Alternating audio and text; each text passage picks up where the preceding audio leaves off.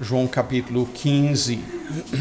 Então, Jesus está caminhando com os 11 rumo ao jardim. Ainda vão acontecer algumas coisas lá, e então ele será traído e crucificado. Então, em João capítulo 15, vamos ler os versículos de 1 a 8. Esta é a palavra do Senhor. Jesus diz: eu sou a videira e meu Pai é o agricultor. Todo ramo que estando em mim não der fruto, ele o corta. E todo o que dá fruto, limpa, para que produza mais fruto ainda. Vós já estáis limpos pela palavra que vos tenho falado. Permanecei em mim e eu permanecerei em vós. Como não pode o ramo produzir fruto de si mesmo, se não permanecer na videira, assim nem vós o podeis dar, se não permanecerdes em mim. Eu sou a videira, vós os ramos. Quem permanece em mim e eu nele, esse dá muito fruto, porque sem mim nada podeis fazer. Se alguém não permanecer em mim, será lançado fora, à semelhança do ramo, e secará. E o apanham, lançam no fogo e o queimam. Se permanecerdes em mim, e as minhas palavras permanecerem em vós, pedireis o que quiserdes, e vos será feito. Nisto é glorificado o meu Pai, em que deis muito fruto. Assim vos tornareis meus discípulos. Senhor, esta é a tua santa palavra. Use a mesma, Senhor, então, em nossas vidas, agora nesta manhã. Que nós possamos ser transformados à imagem de Jesus Cristo, o teu amado Filho. E nós rogamos isto no nome do Senhor Jesus Cristo. Amém.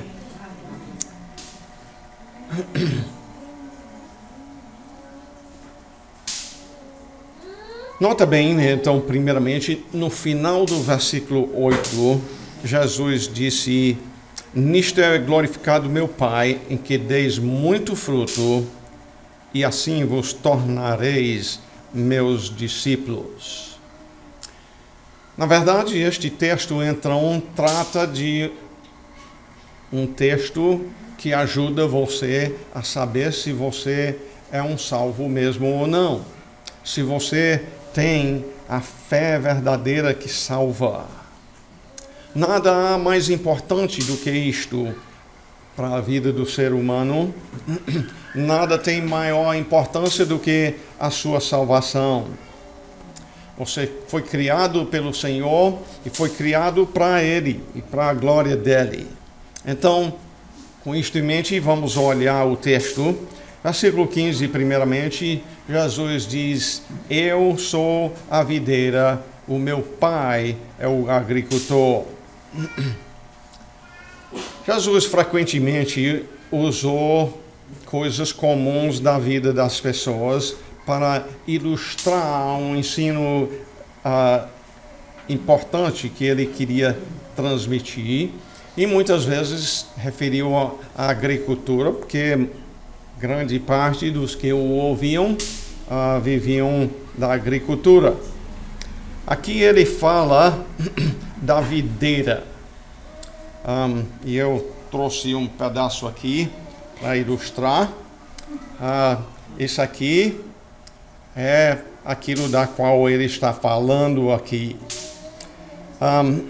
A videira é uma rama que, para produzir direito, precisava de um suporte, porque você está vendo que é uma rama que só andaria pelo chão se não tivesse um suporte para levantá-lo.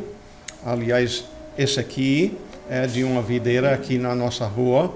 Se você, quando sair, a última casa lá antes da esquina tem uma parte desta videira por cima do muro, do lado esquerdo, logo antes de chegar no asfalto.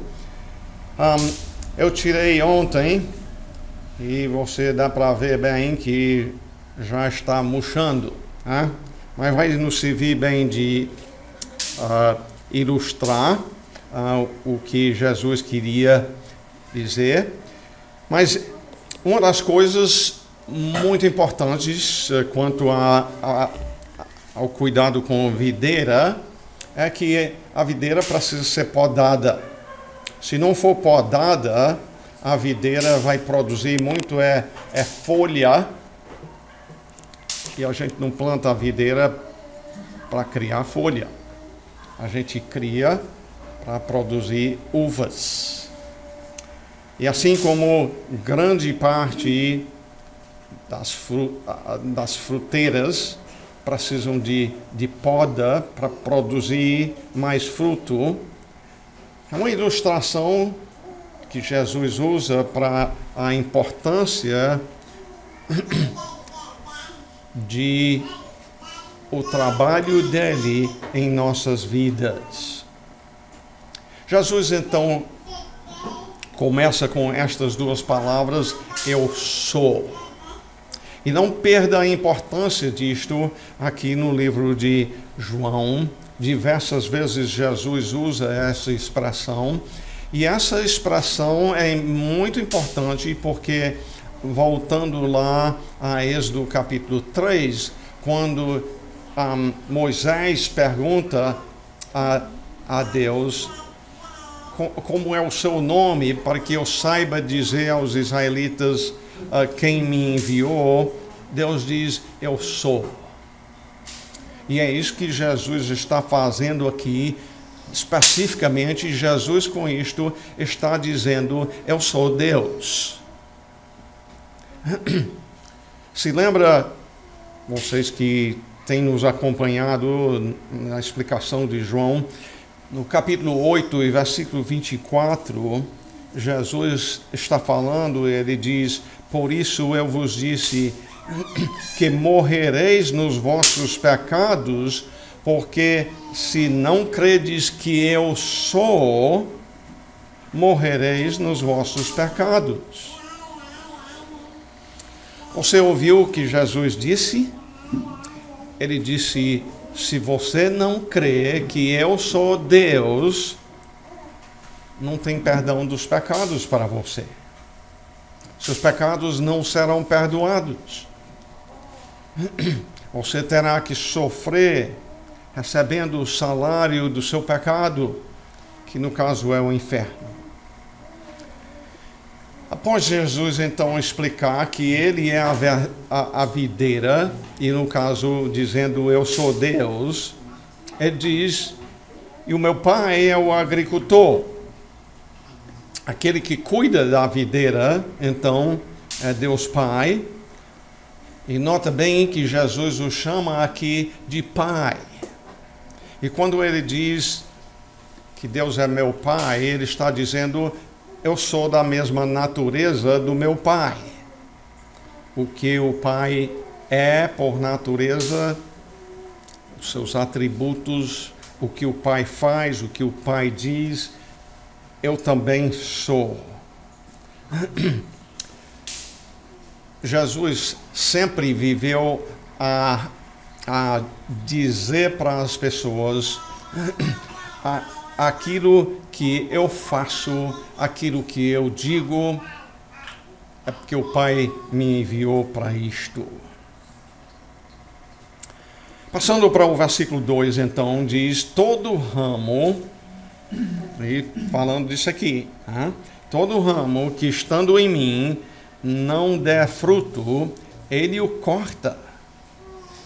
E todo o que dá fruto, limpa, para que produza mais fruto ainda. Nota bem, então, Jesus diz: todo ramo que estando em mim. O que significa isto? Jesus diz: existem alguns ramos que estão nele, que não produzem frutos e serão cortados e lançados no fogo. É importante compreender que Jesus vem dizendo nessa conversa, e agora no momento eu estou voltando para o capítulo 13, mas é compreender que isso se trata só de alguns minutos antes deste texto que estamos estudando aqui. Jesus vem demonstrando aos seus discípulos que há dois tipos de discípulos. Tinha Judas, que era um servo de Satanás, e tinha os 11. Os dois tipos estiveram com Jesus. É importante que você pense no seguinte: Jesus, naquele momento, quando ele falou, um de vocês vai me trair, ele disse, desculpe, os 11 então disseram: quem é, Senhor? Sou eu? Os 11 então sabiam quem era esse discípulo falso? Não sabiam. Ele tinha acompanhado eles por mais de 3 anos. Ele falava como um discípulo verdadeiro de Jesus. Ele fazia o que os outros faziam.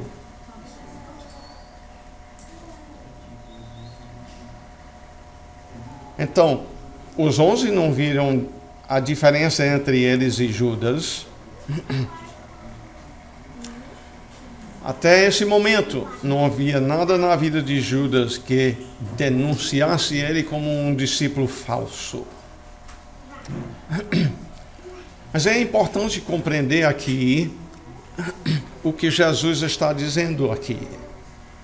Não é questão de Jesus dizer alguns são salvos e depois são perdidos. Judas, desde o momento quando Jesus chamou ele para segui-lo, Jesus sabia quem era ele. Ele foi filho da perdição. Em João capítulo 10, estamos falando do mesmo evangelho, versículos que já vimos. Jesus disse: as minhas ovelhas ouvem a minha voz. É característica de um salvo que ama a palavra de Deus. Eu as conheço e elas me seguem. Eu lhes dou a vida eterna.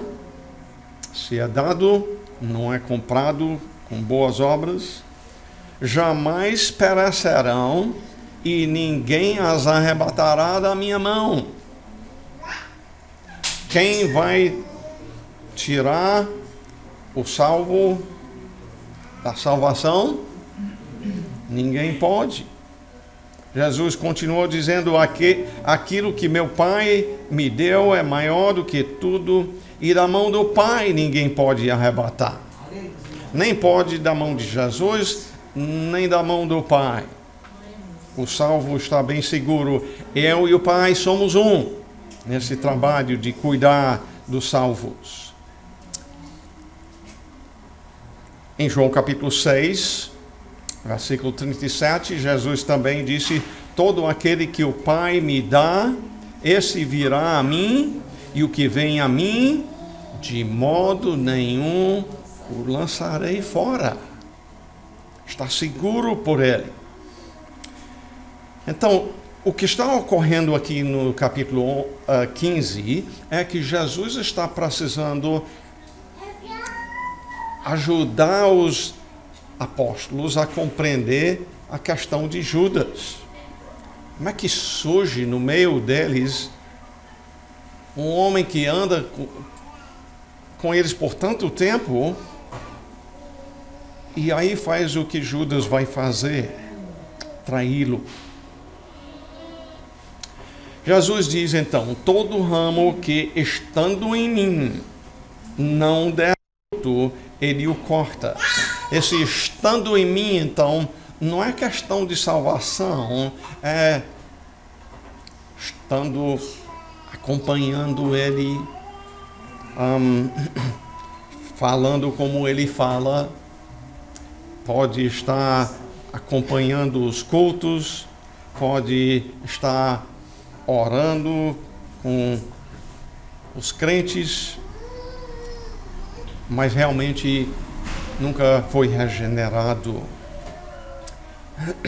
Então, nós vamos ver aqui ainda no versículo 2 que tem duas coisas que o pai, o agricultor, faz.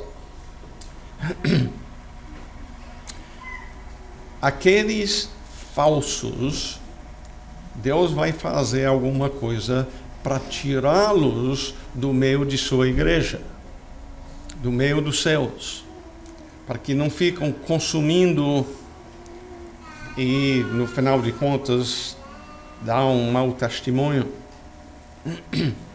Mas a segunda coisa que o pai faz também está no final do versículo 2, e todo o que dá fruto, limpa. Essa é a segunda coisa que o pai faz.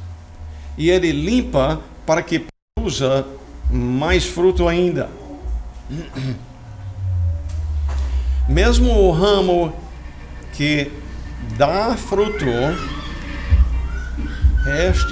ele ainda cuida de limpar. E por quê?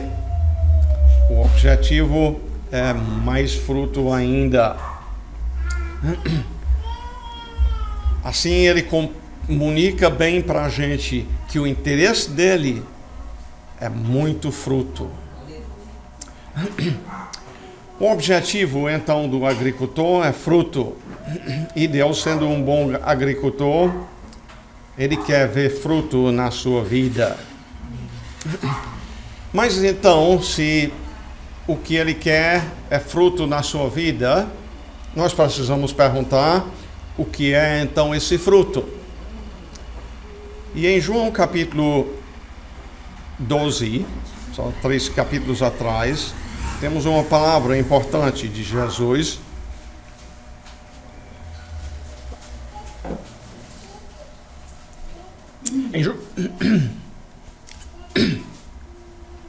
Em João 12, 24, Jesus disse: em verdade vos digo, se o grão... Perdão.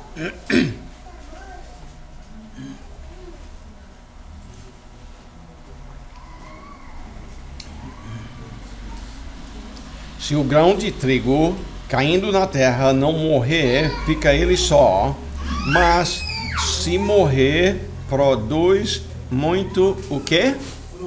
Fruto.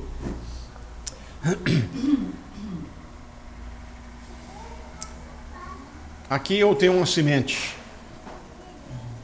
O que é? Alguém sabe? Olha bem, um caroço do abacate. E o que Jesus está dizendo aí, já que vocês, talvez a maioria de vocês não conhecem um caroço de trigo, e além disso, um caroço de trigo seria muito pequeno e vocês não iriam nem poder ver direito, mas o do abacate serve bem. Se esse caroço ficar do jeito que está, vai produzir alguma coisa? Não. Mas se ele morrer, se for enterrado no chão, e tem o solo, o sol e a chuva, esse caroço pode produzir muita coisa. Uma abacateira grande que pode dar milhares de abacates. Jesus diz, do mesmo jeito é a sua vida. A sua vida, para dar muito fruto, precisa de quê?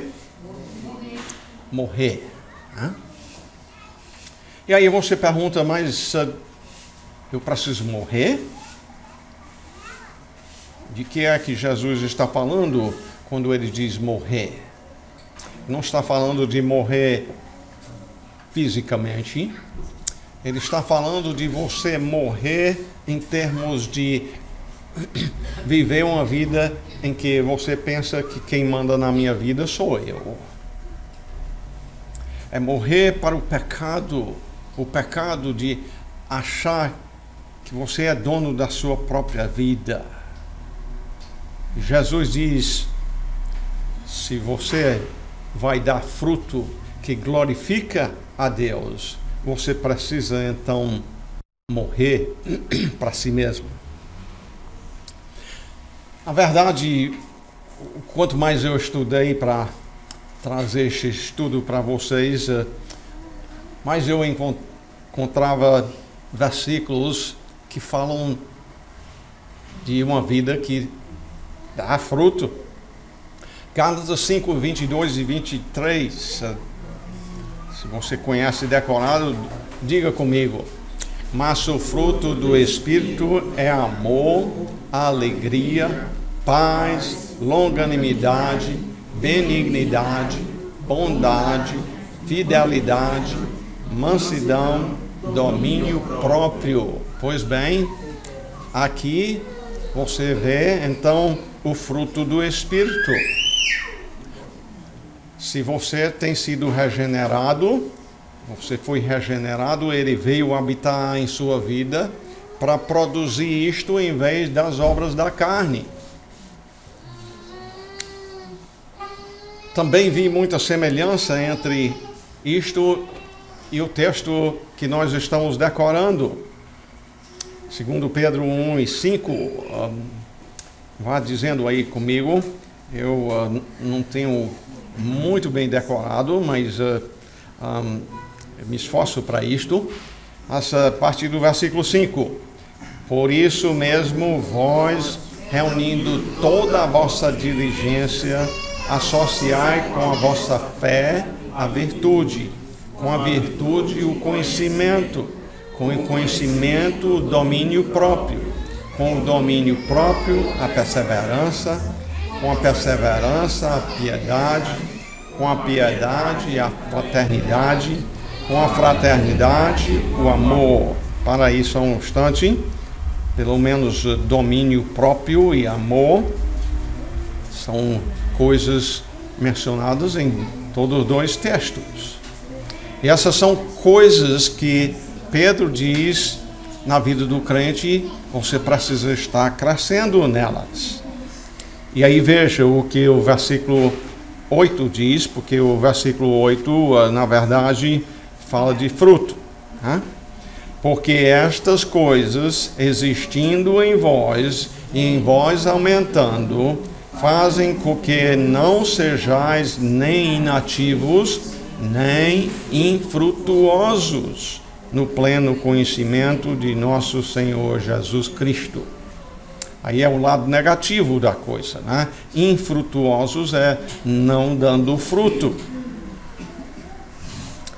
E ele passa a dizer então no versículo 10, por isso, irmãos, procurai com diligência cada vez maior confirmar a vossa vocação e eleição. O que ele está dizendo com isso é para você ter certeza que você é um salvo, essas coisas crescendo em vez do pecado, no lugar do pecado, essas coisas vão demonstrar que você genuinamente é um salvo. Então, aí ele diz, porquanto procedendo assim, não tropeçareis em tempo algum. Então, o que eu estou querendo é que você veja que há uma conexão entre o fruto do Espírito e essas coisas mencionadas aqui por Pedro, coisas em que nós devemos estar crescendo. Tem outro tipo de fruto também. Em 1 Coríntios capítulo 9, versículo 1, o apóstolo Paulo está falando aqui, ele diz, não sou eu porventura livre, não sou apóstolo, não vi Jesus, nosso Senhor. Era necessário isto para ser um apóstolo. Os que se chamam de apóstolos hoje são falsos apóstolos. Eles não viram a Jesus como Paulo viu. E aí, é essa parte que eu queria chamar a sua atenção. Acaso não sois fruto do meu trabalho no Senhor? Diz dos Coríntios então, olha, eu levei para vocês o Evangelho. A sua vida regenerada, a sua vida transformada por Cristo é fruto.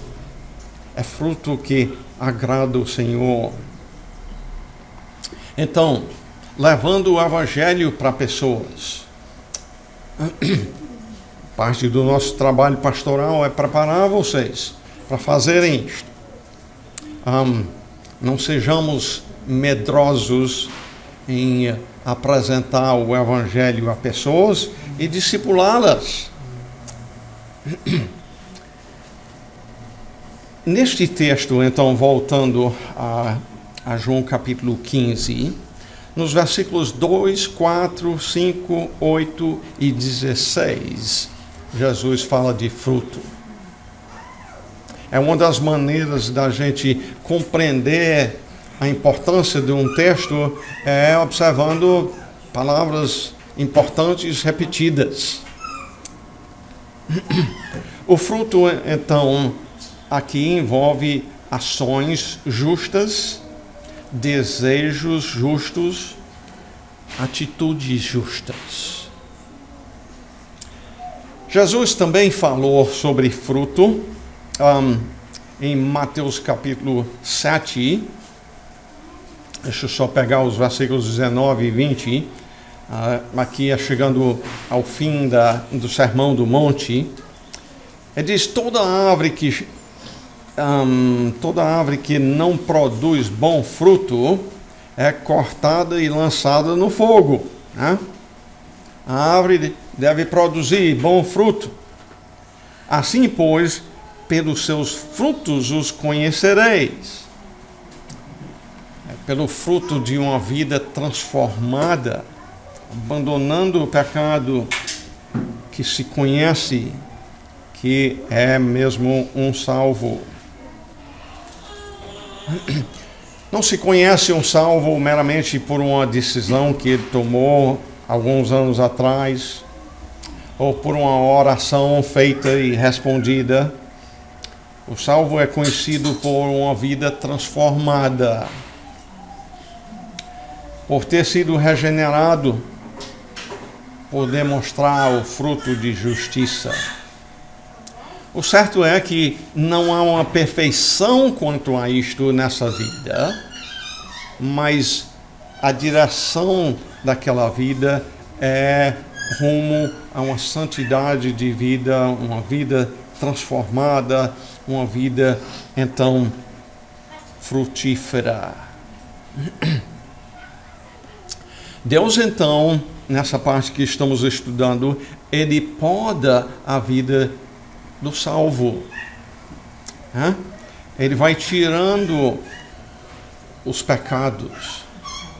Ele vai tirando as coisas de menos importância das nossas vidas. Aqueles pesos que Hebreus 12, no começo, fala que atrapalham a nossa carreira cristã. Você pergunta como é que a poda vem? A poda pode vir por meio de perdas financeiras, perda de um querido, doença, mesmo perda da reputação. Ele pode fazer isso por meio de perseguição ou grande decepção. Pense nas palavras de Paulo em 2 Coríntios, capítulo 12, versículo 10. Paulo tinha pedido ao Senhor que tirasse da sua vida um espinho na carne. E Deus não disse, não vou responder porque você tem pecado, ou por falta de fé sua. Ele diz, eu mandei isso aqui para você não pecar. O pecado de orgulho.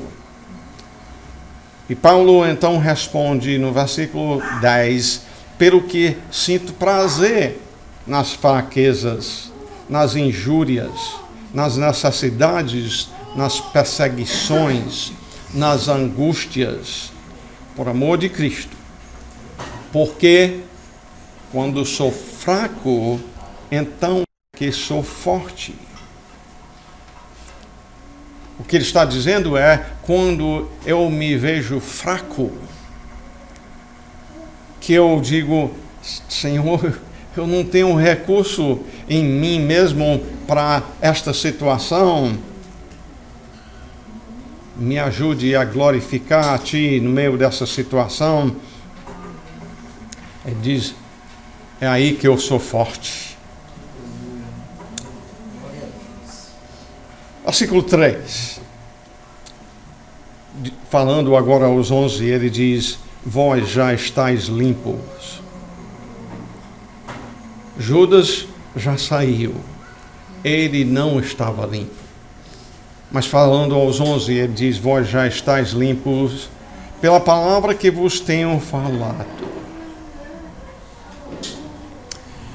Você gosta de estar sujo fisicamente? Quando sujo, você quer tomar um banho, não é? E muito menos você deve gostar de estar sujo espiritualmente. Em Salmo 119, o Senhor registrou essas palavras, de que maneira poderá o jovem guardar puro o seu caminho, observando segundo a tua palavra. Então, de que é que o Senhor tem que nos limpar? É do pecado. E como é que Ele limpa as nossas vidas do pecado? Pela palavra que vos tenho falado. A limpeza na sua vida vem por meio da palavra. A própria pregação da palavra aqui hoje de manhã é desenhada por Ele para a purificação, a limpeza da sua vida. Na mesma noite, pouco tempo depois, em João capítulo 17, versículo 17, Jesus diz, orando ao Pai, Ele diz, santifica-os na verdade, a tua palavra é a verdade. Ele está falando justamente desta limpeza. Passando para o versículo 4, então, ele diz, permanecei em mim, e eu permanecerei em vós. Nota bem aqui, agora ele dá uma ordem, é um verbo no imperativo, esse permanecer. É algo que cabe a você, em outras palavras. Há aquilo que o Senhor tem que fazer para a gente produzir fruto. E, no caso, tem que nascer. Né? Assim como a semente do abacate tem que morrer para então crescer a planta. Da mesma forma, nós mortos nos nossos delitos e pecados, nós precisamos que o Senhor nos dê vida. E aí, quanto a permanecer nele, como é que nós permanecemos em Jesus Cristo? Na própria criação, o homem não foi criado para viver independente de Deus. A vida que Deus planejou para você viver depende de você estar nele. Mas quando o pecado entrou no mundo, o homem então passou a achar-se dono de sua própria vida. Achou que a vida independente de Deus seria a vida melhor e deixou de cumprir aquilo pela qual Deus o criou. Se, quando criado e muito bom, o homem precisava do Senhor, muito mais nós precisamos agora, depois do pecado entrar no mundo. Jesus disse em João capítulo 8, versículo 31, ele disse, pois, aos judeus que haviam crido nele. Essas são pessoas que estão seguindo a Jesus. Se vós permanecerdes, está aqui a nossa palavra, se vós permanecerdes na minha palavra, sois verdadeiramente meus discípulos.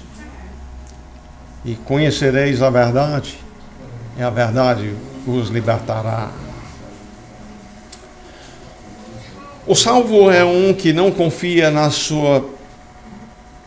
suas próprias ideias quanto a como se relacionar com Deus.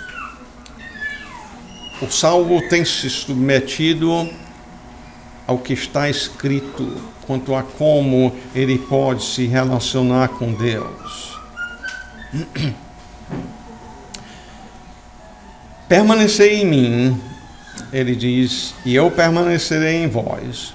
Como não pode o ramo produzir fruto de si mesmo, se não permanecer na videira. Aqui de novo a videira.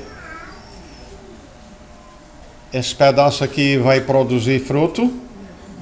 Por que não? Está desligado da videira. Não pode mais produzir fruto. E assim também Jesus diz, assim nem vós podeis dar, e no caso dar fruto, se não permanecerdes em mim. É necessário estar em Cristo.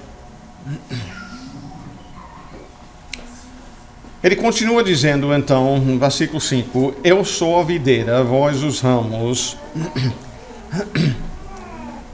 Quem permanece em mim e eu nele, esse dá o quê?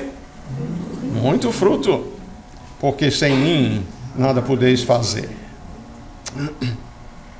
A sua vida está produzindo fruto, está produzindo muito fruto.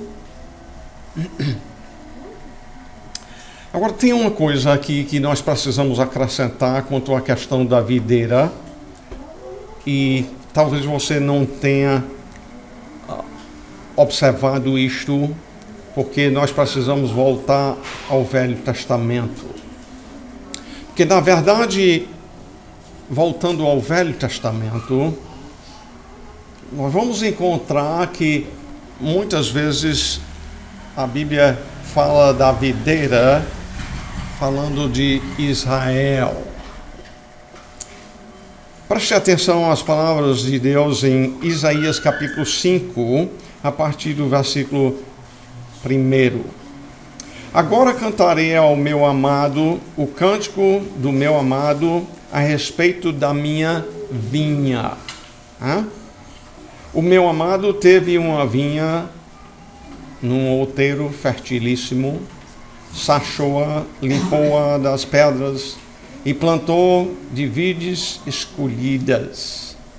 Edificou no meio dela uma torre e também abriu um lagar. Ele esperava que desse uvas boas, mas deu uvas bravas.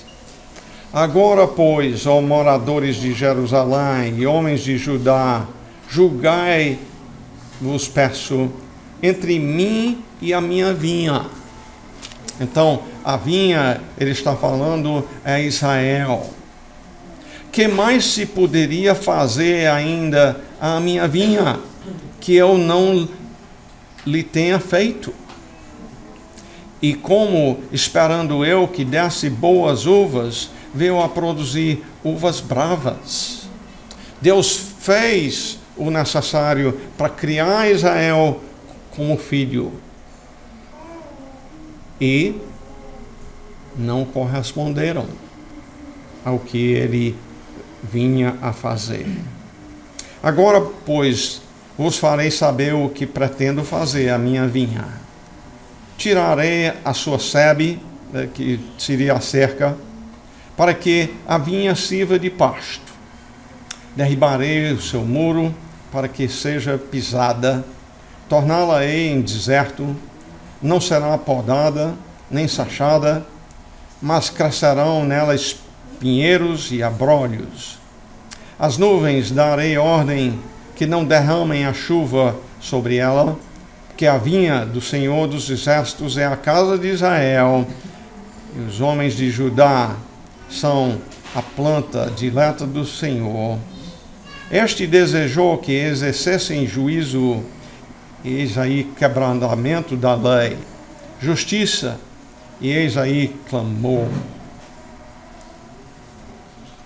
O povo de Israel, e no caso inclusive os discípulos de Jesus, pensavam que a vida vinha por meio de Israel. Mas Israel não conhece a Deus. A essa altura, Jesus já tem dito, poucos dias antes disto, estão vendo aí o templo que vocês estão vendo aí, dizendo que é tão majestoso.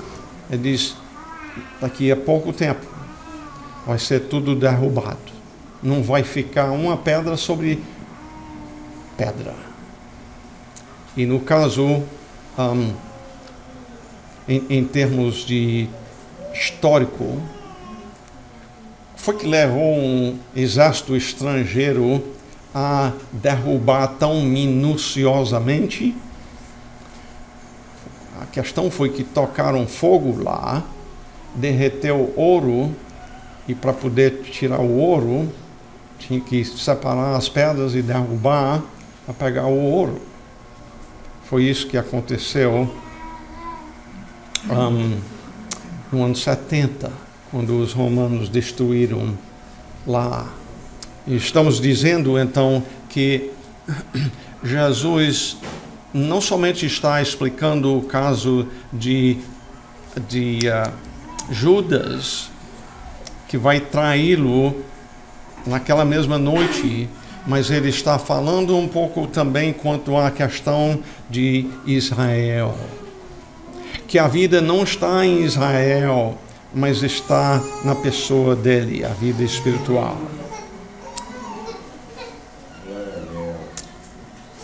Vamos para o versículo 6, então, e em breve nós vamos concluir. Se alguém não permanecer em mim, será lançado fora, à semelhança do ramo, e secará, e o apanham, lançam no fogo e o queimam. Jesus continua então falando sobre a importância de fruto. Aqueles que estão no meio dos seus, aparentando serem seus servos genuínos, mas não sendo, ele diz, vão ser cortados, seca, lança no fogo. E no caso ele está falando da vida daquele que está não em Cristo, em termos de ser regenerado, tendo sido salvo pela graça dele. Aquele que está fora dele vai ser lançado no fogo do inferno. De novo, isso significa perda da salvação? Não. Jesus está falando daqueles que aparentam ser e não são. Eles cantam com os crentes, eles oram, leem a Bíblia, vêm aos cultos, porém nunca nasceram de novo. Não se arrependeram dos seus pecados. Não deixaram de confiar na sua própria bondade para salvá-lo. Eu sou melhor do que muitos crentes, alguns pensam. Nunca passaram a crer unicamente em Jesus Cristo para a salvação. É muito sério. Mas aí ele fala dos salvos. Se permanecerdes em mim, e as minhas palavras permanecerem em vós, pedireis o que quiserdes, e vos será feito. Mais uma vez aqui, como já vimos no capítulo anterior, Jesus incentiva a oração. Uma vida que vai frutificar precisa de oração. A produção de bom fruto necessita de oração. Podemos, por exemplo, nós regenerar uma pessoa? Não. Nós não podemos. Só o Senhor pode fazer isso. Ele faz por meio da pregação da palavra, a qual Ele nos chama a fazer. Mas o Senhor pode. Ele pode converter o mais endurecido ímpio pecador. Paulo diz que foi ele. Chegando no versículo 8, então, Jesus diz: nisto é glorificado meu Pai. Você lembra que nós falamos no início? Deus nos fez, foi a fim de glorificarmos a Ele. Como é que a gente glorifica a Ele? Em que deis muito fruto. Você quer glorificar a Deus? Você encontra aqui nesse texto, então, uma das maneiras que você pode glorificar a Ele. E o fruto, então, é tudo que Deus lhe criou para ser e fazer. Acho que nós precisamos falar só um pouquinho aqui sobre e assim vos tornareis meus discípulos. A pergunta que eu faço aqui é, então, esse fruto, Jesus está dizendo que esse fruto produzido nos salva ou nos faz discípulos dele? É assim? Não. Eu acho que aqui a tradução da Bíblia NVT comunica melhor o que Jesus estava querendo comunicar. Na NVT diz: nisto é glorificado meu Pai, em que deis muito fruto e demonstrem que são meus discípulos de verdade. O fruto não faz que uma árvore seja boa. A árvore boa produz bom fruto. Então,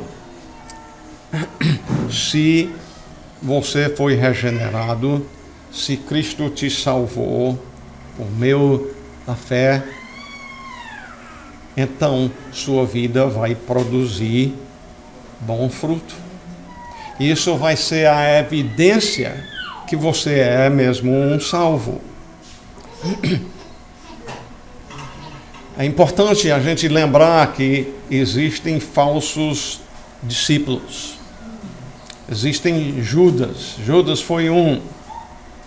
Em João capítulo 6, versículo 66, diz: à vista disto, das palavras duras de Jesus, muitos dos seus discípulos o abandonaram e já não andavam com ele. Isso porque há dois tipos de discípulos de Jesus. E a pergunta que cabe é: qual tipo de discípulo é você? Em conclusão, primeiramente, a você que está na dúvida, examine a sua fé para ver se é verdadeira, se é fé que salva. 2 Coríntios 5, capítulo 13, versículo 5, diz: examinai-vos a vós mesmos para ver se estáis na fé. Sua vida demonstra amor a Deus, sua vida demonstra desejo de fazer a vontade dele. A conhecer a verdade, a vontade dele, nós temos que estar na palavra dele.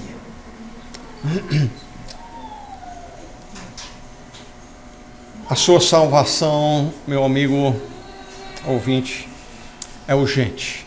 Não somente dos que estão aqui, mas os que vão ouvir por meio da internet.